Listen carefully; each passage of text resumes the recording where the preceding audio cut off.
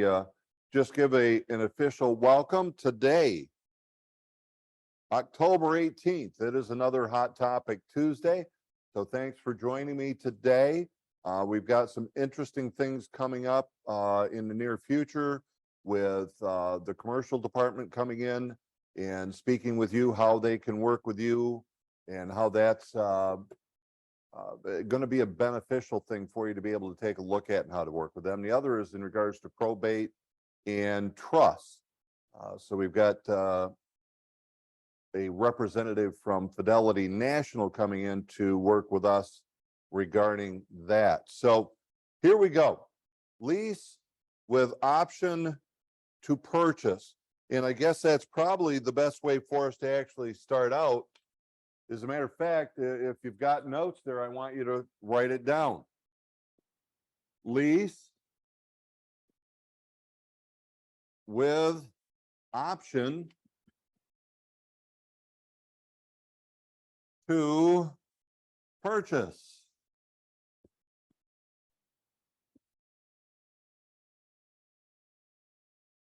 So that is what we need, in simplest terms, to complete a lease with option to purchase. Now, before I go too much further, what I'm always going to tell you is make sure that you talk with your manager. Anytime that you get something where it is out of the ordinary, such as a lease with option to purchase, I am going to give you what I've learned regarding this. And I would guess that if you talk with your manager, there would be variables. But as always, my job today is to give you a much more detailed knowledge than probably what most of you have. And when it comes up, talking with a buyer prospect or a seller prospect about the potential of a lease with option to purchase, you'll actually have knowledge of how to do it.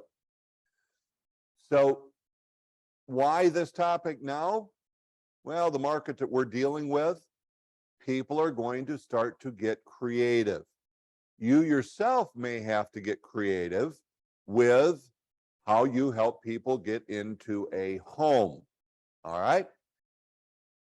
I'm going to guess that as we go through today, there's going to be questions that will come up. Don't be afraid to put those into the chat room and or just talk out, and we will address them as they come up. Let me start with the first one here. There's three pieces that we need when we do a lease with option to purchase. There's a reason that I had you write it down, because guess what there should be when you have a lease with option to purchase? We're going to have a lease agreement. We're going to have an option agreement. And we're going to have a purchase agreement. Those would be the three pieces to complete it. Now, by the way, obviously, agency disclosures. People will say, well, matter of fact, we should just write this out now that we look at it, because we're talking about what are the three things that we absolutely need to be able to put this together. A lease with option to purchase agreement. We're going to need all three of those.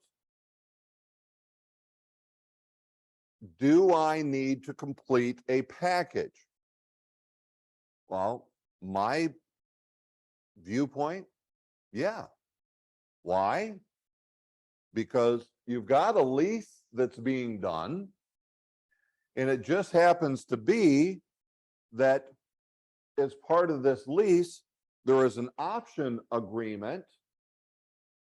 And if I'm going to have option, then there needs to be a purchase agreement outlining the details of the option. Now, a lot of people would say that, well, no, I just got to have an agreement on price. Wouldn't disagree. But if I'm going to properly protect the purchaser / less renter, we'll keep it simple, lessee, lessor, then I probably want to have it fully specified as what the terms of the option and the purchase agreement would be. So again, I'm one who believes you need all three of these. Therefore, we're turning in potentially even two packages. You can work with your broker manager and your admin on how that would actually be set up and what they would expect. But yes, disclosures, agency disclosures. Yes, there needs to be the seller disclosure. There needs to be lead-based paint. And again, the reason being is if they decide to exercise the option and they move forward with the purchase, we need all those documents. Okay? Let's take a look then. I want to start with what I think would be a simple thing. Come on, where's my share? Share, let's share the lease first. So this is a simple one that if you're in Remind Docs Plus and there's a lease package, if not, this is the one that I prefer. Obviously, talk with your manager. But this particular agreement that you're looking at, this particular lease, is the Detroit lease package, is what this one is. The Detroit lease package. By the way, they name it package, but it is only the lease is what you're looking at. And if I point over here, it's because everybody here is looking at the screen up here. But that's what you're looking at. Now, if you've completed a lease before, you'll know that as I stroll through this, all you're going to do is complete the lease. So again, I'll step to the side in a small picture. Lease, this is the first part, part number one. You're going to complete a lease. You're going to fill it in with when they would take possession. It's a lease. It's taking place, whatever you've set up, just like you would set up with any lease. So this is the easy part. And in this, it should reference the aspect of the option agreement and a purchase agreement. And I would probably slip it right in here in paragraph 39 on this particular lease, where it will reference a option agreement, which is part of a purchase agreement that ties all three of these things together. So a lease agreement, everybody understands. But this option agreement, what the heck is the option? The option, in simplest terms, says this. I, as the buyer, am going to pay, let me rephrase that. The buyer, gosh, is it lessor or lessee? Who's given the lease? So I'm the lessee, right? I'm the lessee. So I'm receiving this lease. I'm the tenant. I'm going to give to the homeowner, my landlord / seller, an option agreement that says, and they're giving me the option as to whether to move forward with a purchase or not.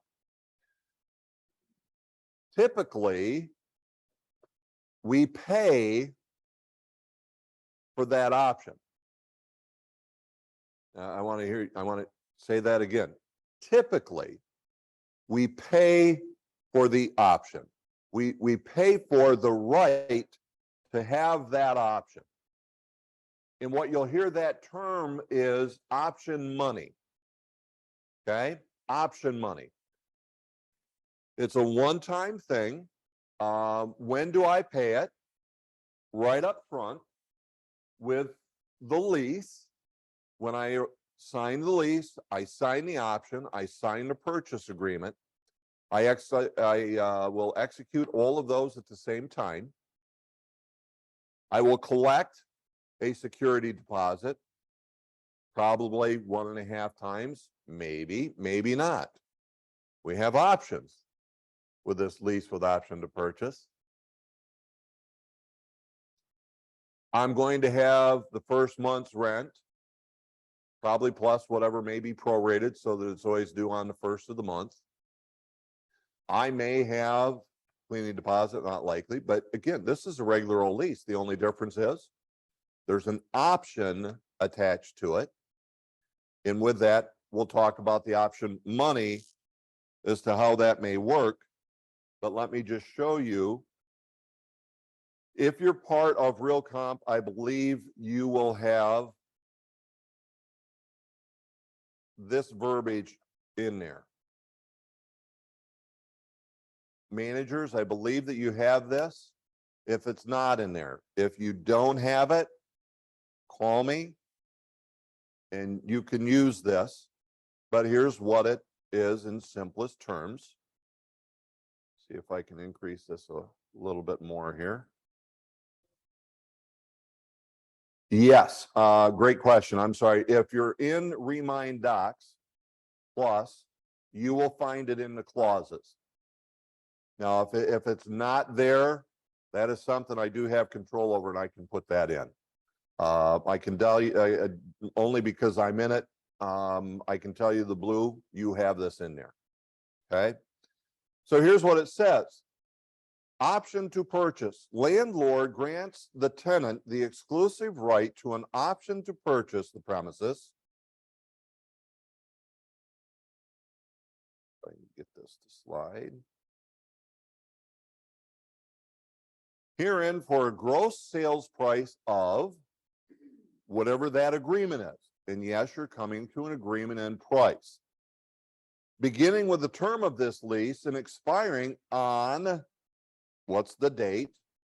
Typically, that's a 1-year option, coordinates with the lease itself, or on the date of sale, or if the lease is earlier terminated, at that time, tenant shall notify intent to exercise the option to purchase.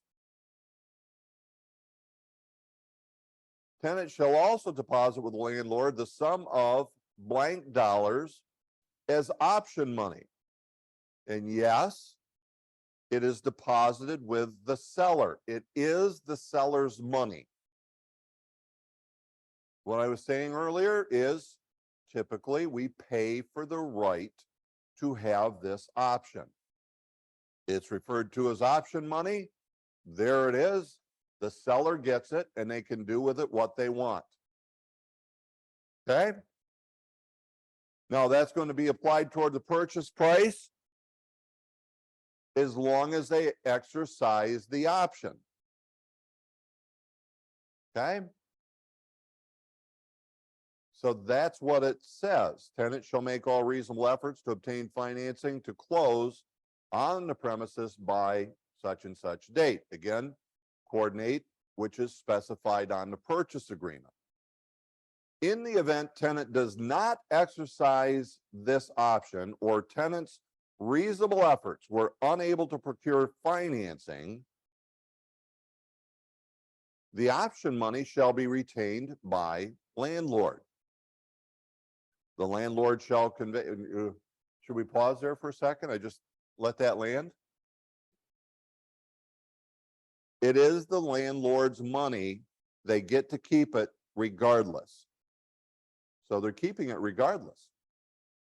If they exercise the option, it gets applied toward the purchase price. Okay?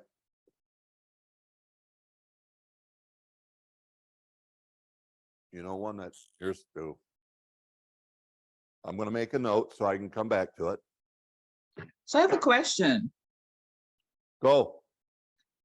How much is that option money usually? Is it like 3%, 5%? What is it? Wow, Lydia, that's a great question. So how do I answer that? Who do I represent? Let's take it's the seller. Okay. Let's say I represent the seller. How much option money do I want? I'll abbreviate. We'll put it in green. As much as possible. Right? As a seller and representing the seller, I want as much as possible. As a matter of fact, I'm negotiating terms right now for a possible purchase, we'll stay with our 12 months, a year from now. What happens if they don't purchase it? Well, yeah, I collected a year's worth of rent, but I lost that time also not having all of my money. But when I decided to do this, I became a landlord. But if you will, I want as much as possible. So let's say they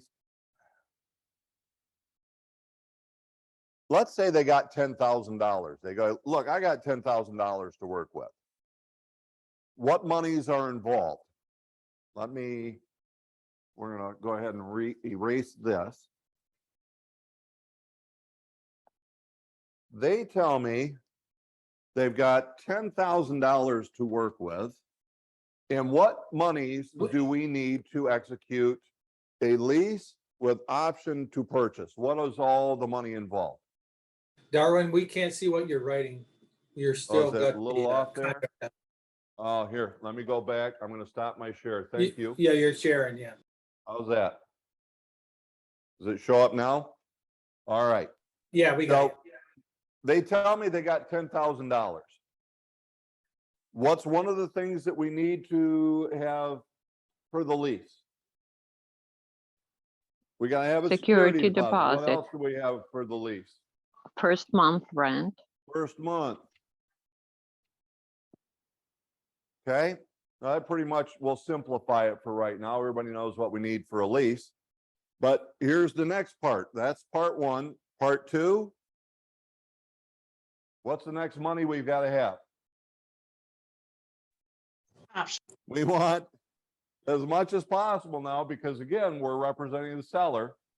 We want a large amount of option money. I'm just going to abbreviate here. We want a large amount of option money. And then what's the third one that deals with the purchase agreement? The EMD. Do we even need to have an earnest money deposit? We don't need one. So we No. could actually have zero. But what I would say is put at least 1 cent in, right? We're going to put something in there. So maybe $1 even. How big do I want the security deposit? 1.5 months. Let me have you think about that for a second. If they don't exercise the option, who would get the security deposit? Who gets the security deposit? Leasing. Tenant. The tenant, right? The lessee. So do I want 1.5 times here? I'm going to tell you, remember, we're representing the seller. I'll take $1 there, quite frankly. Why? Because you want all that money to go to the seller. You want as much as that 10,000 as you can get for your seller. That's it. Stephanie nailed it. See, the option money is what the seller's going to get, and that's why I'm emphasizing each time we represent the seller. Therefore, we should put as much money as possible toward the option money. Does that make sense? Now, obviously, if you reverse that and we're representing the buyer, I want the 1.5 times now for the security deposit. I want it to be an earnest money deposit. But what do I have to do so that the seller would say yes to this unusual offer? And I don't know the answer to that because every situation is different. Starts with whom do you represent? By the way, does it make sense for the buyer to even do this? And then on top of it, does it make sense for the seller to do this? I can tell you in my 35 years, I'm probably about 1 every 10 years. And it's been a long, and oh, by the way, that's not me doing those. That's just even being a manager and being around it. Hey, Darwin, Now, I'd also, but, yep, go ahead. quick question to clarify that. So I mean, you're saying the security deposit, hey, I want as much of that option money as possible. So security deposit less maybe $1. Okay, but Yes. now that's risky, right? Because now if this tenant doesn't exercise the option, now the seller only gets, not only doesn't get option money, but doesn't have a security deposit if that tenant plays. There, hold on, James, that the option money is the seller's regardless. Gotcha. Understood. That was the key. That was the key. So yeah, the option money goes to the seller regardless. And it's their money. The only difference is that with the way this is written, it says it will be applied toward the purchase price. Okay?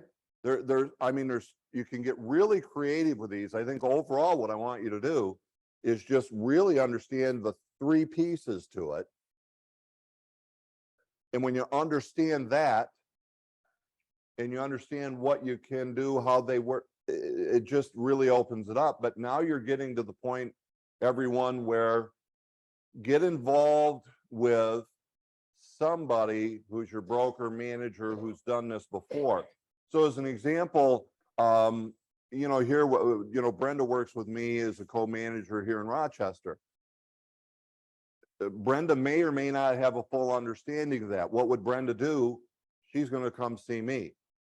If I didn't have it, I know Bill McCullen's been in this business for more than I have. I may go to Bill and say, Bill, what's your thoughts on? So we're simply going to go to the people who actually have knowledge. And by the way, in the end, is there anything with having an attorney review everything? All right. So just remember that the buyer / tenant is paying for the right to receive this option. Okay. So it goes back to that point of whom do I represent? That's going to take care of a lot of things. Let me just take a look. What about taxes changing to non-homestead? Okay. Wow. That's a great question. Have we transferred ownership in the property? The answer is no. Therefore, the homeowner is going to have to make a decision, because they cannot leave their homestead tax exemption on this property. They're not living in it. So even if they move to some other state, they still can't leave it on this property. The taxes are going to go up. How do you handle the taxes? Well, I'm leasing the property. More than likely, the seller is going to be responsible for paying the taxes. But as with anything, it can be negotiated, right?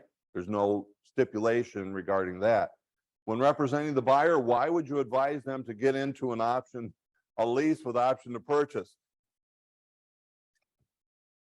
I'm going to tell you, it's a rare situation. Typically, it's due to credit.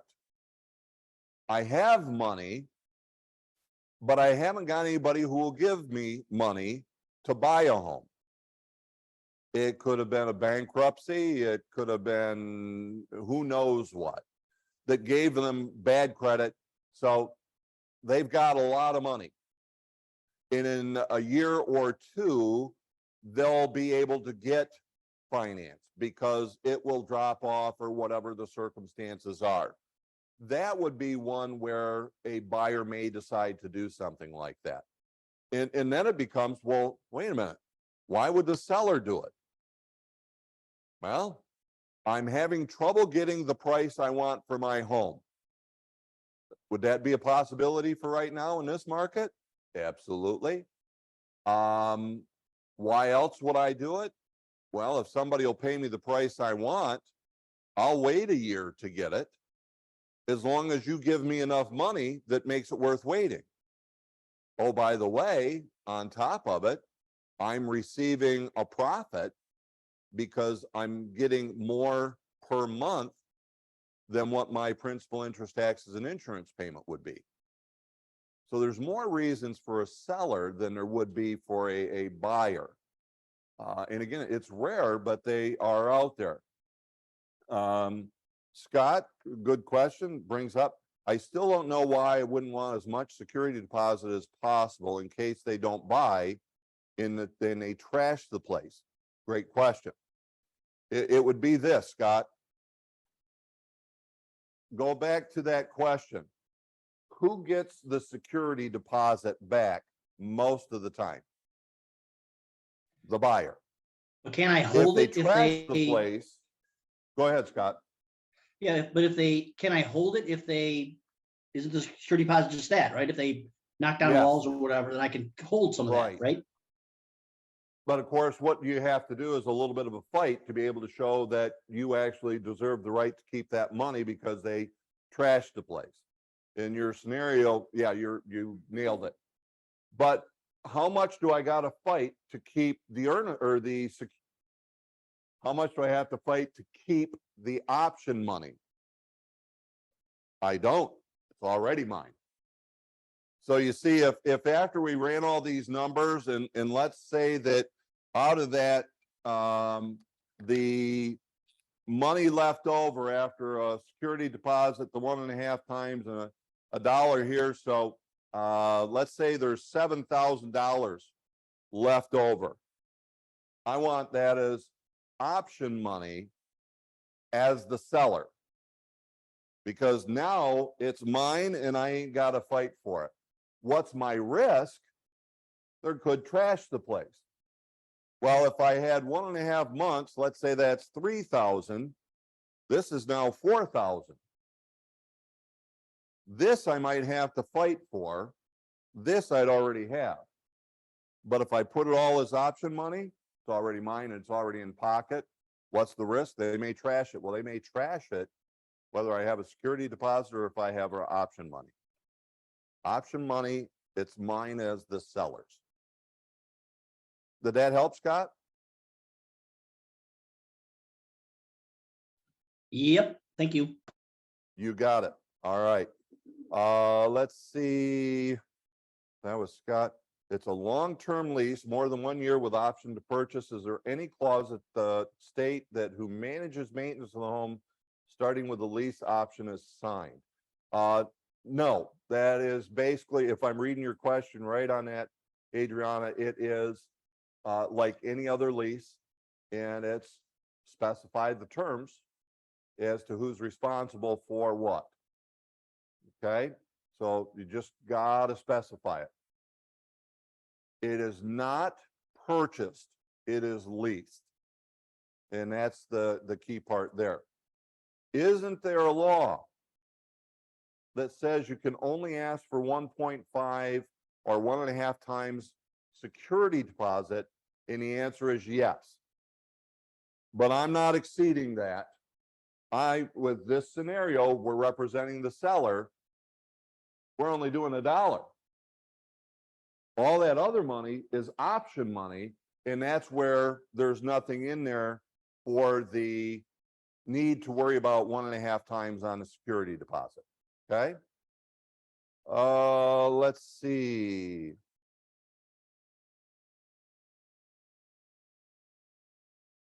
Aaron, in your By the way, example, yeah, go in ahead, your, Lydia. in your example, you did specify that $2,000. I can't see where your shoulder's in on the right end. Just move to the left, right. In your example, you put $2,000 next. Okay. Next to the security deposit, and that's what the person is referring to. See where you're Well, left. but that would be if I had 2,000 a month, I'd be okay with $3,000 security deposit. Okay, Okay. Well, that's, again, this is what I was doing the example. What if? Then that would leave us, but the bottom line, this was simply to be able to show that this is not ours. This is always ours. And then, yeah, Bill, thank you. I want to make it real clear. There's nothing that says option money has to be applied to the purchase price. It doesn't have to be. It does not have to be applied to the purchase price. It's common, but it doesn't have to work that way, which brings up this one that I put back over here. I want you to see this now because here's what a lot of people will do. How are we doing for time? Oh, wow. We're done. Sorry, I can't even address that now. Let me go ahead and I'm gonna wrap up fairly quickly because we've got the heart of the matter with this. But there is I'm going to give you $2,000 a month, and I'll exaggerate this a little bit. And you've got to give me $500 per month as a credit. Okay? Anybody ever heard that one before? It's a common one, and it's possible, but if there's lending involved, who could get in the way of this? The lender. Because see, they say there's maximums that this can be applied to. So if it said this gets credited toward the purchase price, no problem. If you agreed on 150,000 and you did this for 12 months, it would now be 144,000. I don't think a lender is going to have any problem with that because really it just said the purchase price is 144,000. But that isn't what they're trying to do. What they want, and I'll put it in our normal terms, they would like money toward closing costs, taxes, prepaids, and any other allowable expense. But here's what we know. That's capped at 3%. It might be capped at 6%. So somebody can write up and agree to all they want. But if you're getting financing, the lender is who's going to rule with that. Okay? And oh, by the way, the only other piece to this was the purchase agreement. How do I write that up? Well, if it's got to close within a year from now, and we take possession of the property today, you may go ahead because the lease is going to run on through the end of the month. Then it's probably what today, so it's going to be October 31st. The close by date on the purchase agreement would state October 31st. What I would tell you, if you're going to exercise the option, don't miss that date. People can get really, really crude because if you did credit it, the earnest money, or excuse me, the option money toward the purchase, you think that that seller is really going to want to give it if you're a day late in closing and meeting the terms? They may not want to do it. And especially if the price of the property or the value of the property has gone up and above, over and above what you may have agreed upon. So bottom line is just complete the purchase agreement as if it was going to be completed within a year from now. All the terms, oh, by the way, representing the buyer / lessee, I really think that they need to go ahead and do their inspection before they take possession of the property and sign this and complete it. Could you imagine living in that puppy to find all the things that could be wrong that would affect the safety, livability, and value of the property, only to find out that the property can't even be, I'm telling you, they're sticky. If you get a lease with option to purchase, I'm going to heavily, heavily encourage you to make sure that you are talking with your broker manager, because there is the possibility that you will want an attorney to review all documents, make your agreement even contingent upon all of those happening. prior to the execution in full.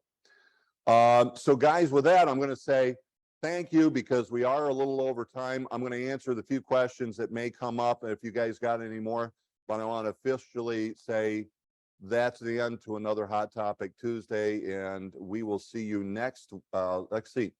Oh, no Hot Topic next week. Those on the Blue Crew know that I'm going to be out in Phoenix, Arizona. Don't miss me. It's only a few days, but we'll be back the following week, and that'll be Fidelity Title with the probate and trust. So with that, I'll say see ya. If you gotta go, I understand. If you can stick around, let me answer these additional questions that are in the chat and any others that may come up. So option money is totally different than security deposit. And Stephanie, you nailed that. You hit that. And I think we've got everybody clear with that now. Option money, what are the options with this? Example, if the buyer gets approved for the mortgage, can the option be applied to the down payment? Oh, that's a great question. I'm going to say that's a lender question, but here's what I would believe the answer to be yes. As long as all things appraise for the value, that's going to be a big key. But I got to tell you, that is definitely a question for a lender.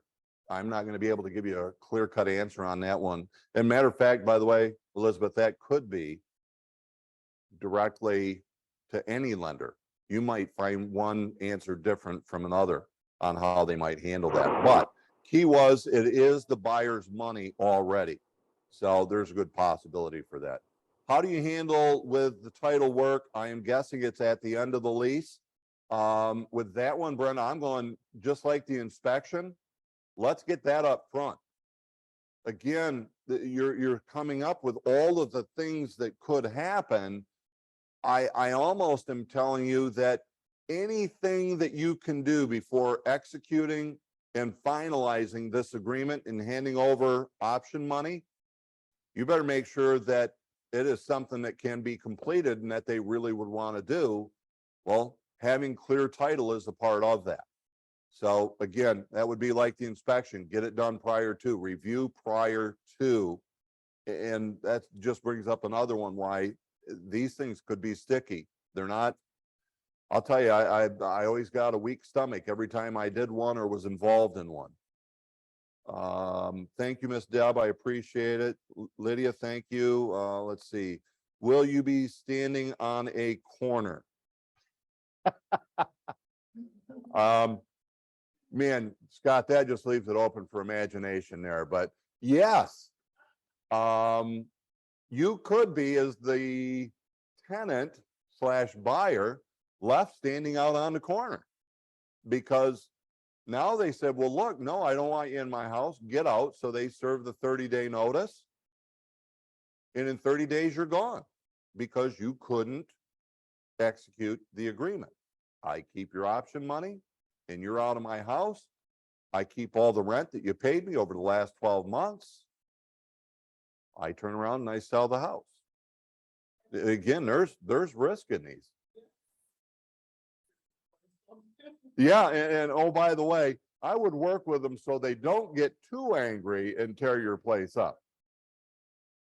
Yeah, and I will share with you, if you get a chance, ask Sherry Hoos about one that we tried to complete, because it was out of the goodness of Sherry's heart that she said, sure, I'll close this for you. We get it all on the paperwork. And one of the things that they agreed upon, don't hold me to the number, but the buyer / tenant offered 30 or 40,000 in option money. It didn't go through. You imagine trying to lose that amount of money? She didn't let it happen. I don't exactly remember how it happened, but she didn't lose it all. She did not lose it all, without doubt. I love Scott's comment there, standing on a corner in Winslow, Arizona. I think we all know that song. Hey, guys, got any other questions? Just chime in. Otherwise, we're gonna call it officially done all the way to the end here. Anybody got any? Makiko or, yep, Derwin, I do. Can you hear me okay? yep, I got you, Steph. Okay. So, and I'm driving and you might have cut out a tiny bit, but I wanted to jump in on this. So I believe the question was, can the option money be used as a down payment? Was that, do I have that right, the question? Yes, that was the question. Okay. So my question is, isn't the option money the seller's money and the price that the buyer or the tenant pays for the option, shouldn't that be retained by the seller and not go towards the down payment? It is always retained, and this was the clarification that you might have missed. It doesn't necessarily have to be applied toward the purchase price. Okay? It could be that you pay X amount of money and it's mine. It doesn't go for anything else. It doesn't get credited toward anything. So with that, it will be, how do you specify in the option portion of the lease with option to purchase? How do you specify that that option money is to be handled? It could be flat out, you're paying this, and it is the seller's. And then you got all the money that you got to do to purchase it at that point. But you, if you will, I'll go back to that point of option money is the money you paid to receive the right to have that option. Okay. I got you. So there's options with the option money. Haha. Okay. I got you. Thank you. Everybody's chuckling just in case you're not looking, and I hope you're not if you're driving. All right. I had one other question here. Yeah, is the purchase price decided at the time of the leasing, the contract is signed, or the end of the contract? I'm going to simply say, as we've discussed today, yes, the purchase price is determined when we execute all the agreement. It leaves it open for what we could call having, say, a lease option. But you're leaving it wide open, because what if you can't agree to terms?